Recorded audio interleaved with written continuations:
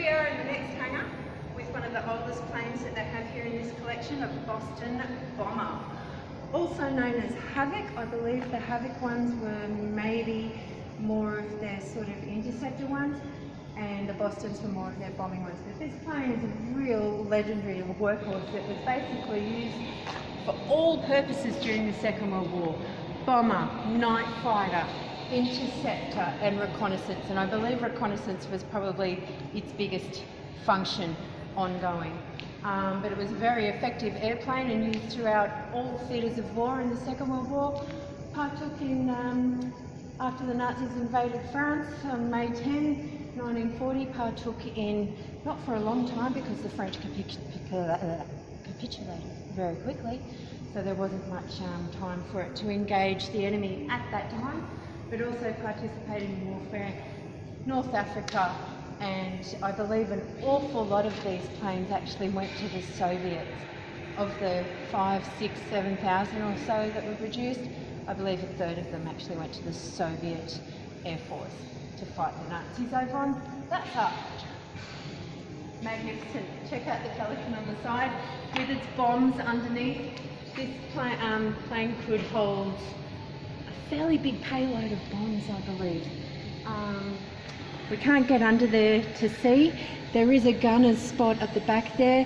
It's a little bit hard to get the perspective with the camera, but there were 2 hatches for entry, one under the front here and one under the back. You can see the tip of the machine gun just pointing out there.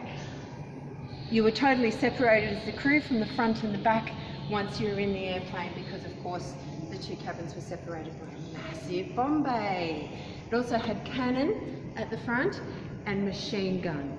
So reasonably well armed, and a gorgeous looking thing, really, absolutely gorgeous. So looking around this hangar even further, we've got a simulator over here, which is the F-111 simulator, which we were playing in before, and it was awesome fun. You can get in as a pilot on that side, navigator on this side, and all the appropriate gadgets in there to play around with. Like a kid in a candy shop. This here apparently was one of the very early simulators used in the Second World War. So you can imagine sitting in there, but they did a lot of their pilot training prior to the Battle of Britain and afterwards in something like that. So pretty cool. I can't imagine what it would be like squashed in there actually. If it had been offered, I might not have accepted anyway, but pretty cool. This here is another simulator. It's a Kiowa helicopter, and they've redone it. Apparently it was going to be burnt, totally scrapped, thrown away. But they decided to redo it as an interactive game, essentially. So anybody can hop on in here. I think all of the gauges and things are the sort of original ones, done up to look a bit flash for a game, but it's a totally interactive sort of thing there, so that's pretty cool as well as playing in that before as well. Another simulator.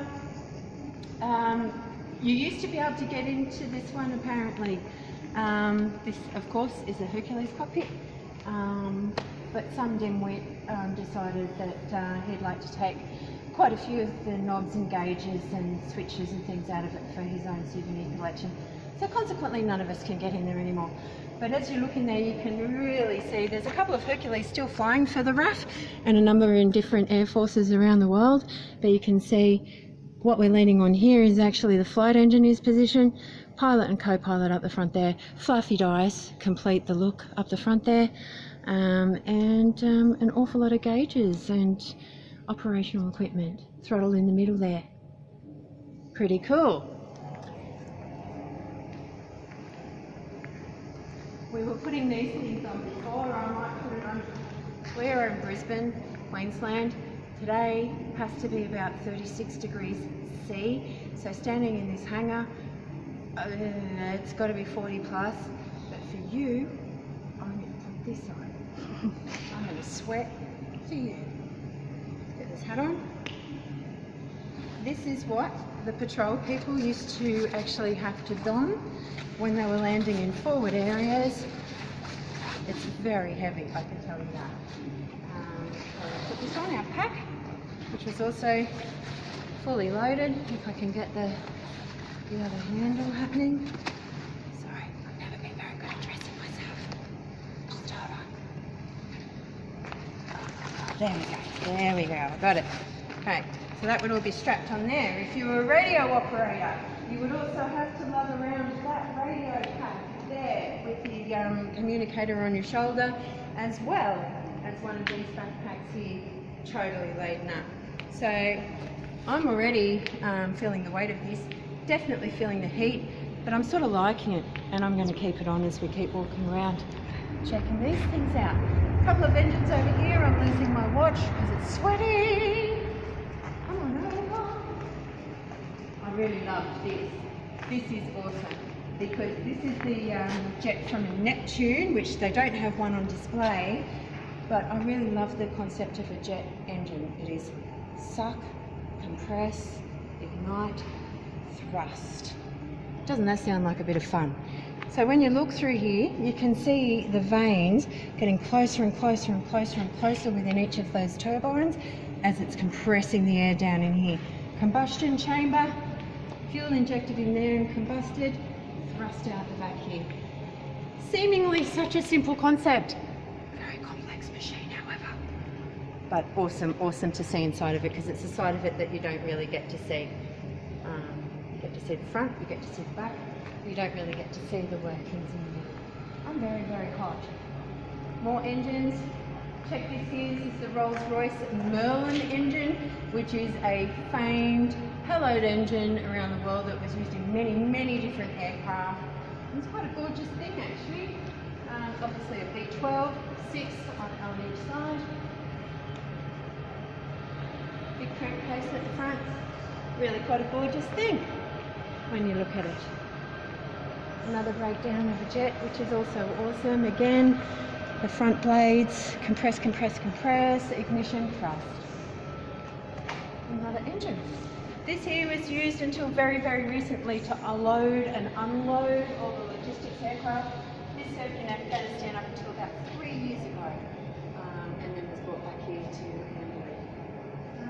And then over here, lucky last thing in this shed here, apart from the Willys Jeep there, display of lovely ladies over there, the story of women within the RAAF over the years. And Vic, who escorted us around, said that initially, of course, during the Second World War, women had to step up and perform a lot of jobs that had previously been reserved for men. They did so extremely well. Now, today, there is only one job in the RAAF that women cannot perform, and that was, I forget what he called it, Grand Operations Master for the base or an operation. Somebody who does all the logistics, goes out to forward areas, gets involved, does all that. It's the only job that a woman can't do in the We've seen a lot of ladies walking around the base here today. And this here, lucky last plane in this, I'm really looking forward to taking this off. I am sweating. This here is a training aircraft. It's called a, sorry I've forgotten, I'm going to have to look. Windshield, and it was used primarily as a training aircraft over a very extended sort of period, retired not all that long ago, but it's also a gorgeous looking plane. So I'm going to go and strip off. We'll go to the next hangar.